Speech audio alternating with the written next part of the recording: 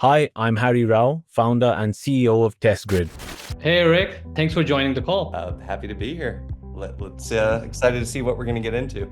Let's go through this. I know you from the Terminus days and Atlanta Tech Village days. You were co-founder and CEO at Terminus. Today you started Scalebound. It's your first success story.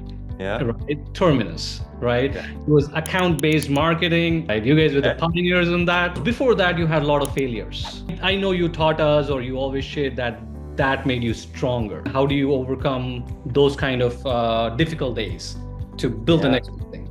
Most of the successful founders and CEOs and entrepreneurs that I know have had some significant failures, and normally correlated with that some like significant mental challenges along the way as well. And so based on my life experience, and of course everyone is different, I am a believer in what doesn't kill you makes you stronger. And it was those experiences and that part of my journey which kind of led to the success and the ability to, enjoy the success and be, happy and comfortable with who I am, not just as a professional and as a CEO, but as a person. Right. But was also recognized as a top workplace multiple times. What would you say were the top 3 strategies that made this possible? How did you bring all this together? What you're really asking about is culture. Okay. And culture is a tricky thing.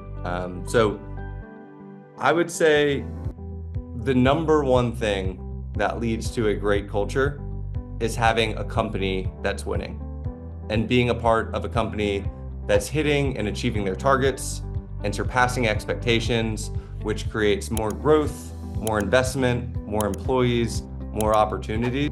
And of course, the core values in your hiring and the types of people and the values of the business are critically important.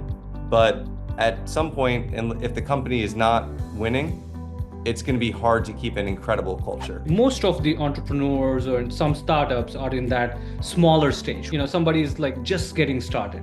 But like you said in the past, celebrate every small win because that adds up and that makes up the winning team. There's 2 ways of looking at it. We set out to do something, we achieve that. We set out to do the next thing, we achieve that. But along the way, big and small, there's a lot of victories and there's a lot of things to celebrate. It can be your first deal. It can be your first 5-figure deal. It can be your first $1 million in ARR. Even though as the founder and the CEO, you're already on to the next thing. You don't want to take a break to celebrate, but it's so important for the team to feel good and to feel like they're winning and to really celebrate and acknowledge them. So we always did everything that we could to do a great job of celebrating all of the wins along the way, small and large. That keeps the team motivated too, Eric, right? What's your advice to future CEOs? What's the one personal habit or investment they should prioritize to accelerate their growth?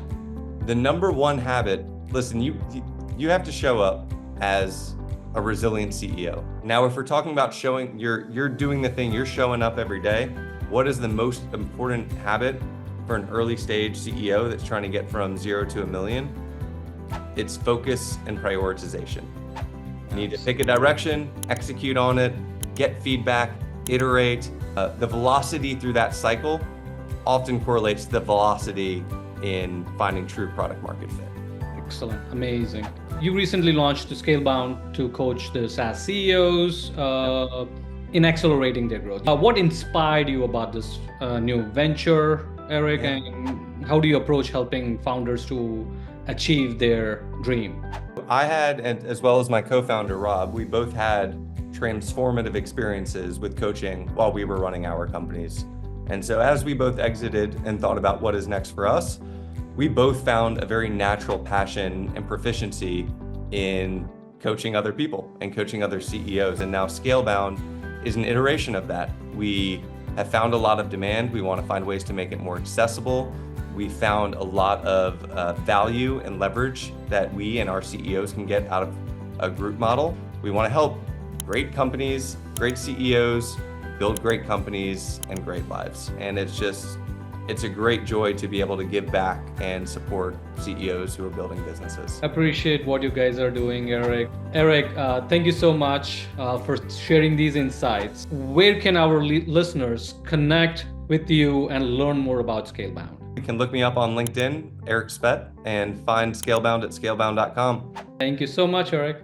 Thank you, Harry.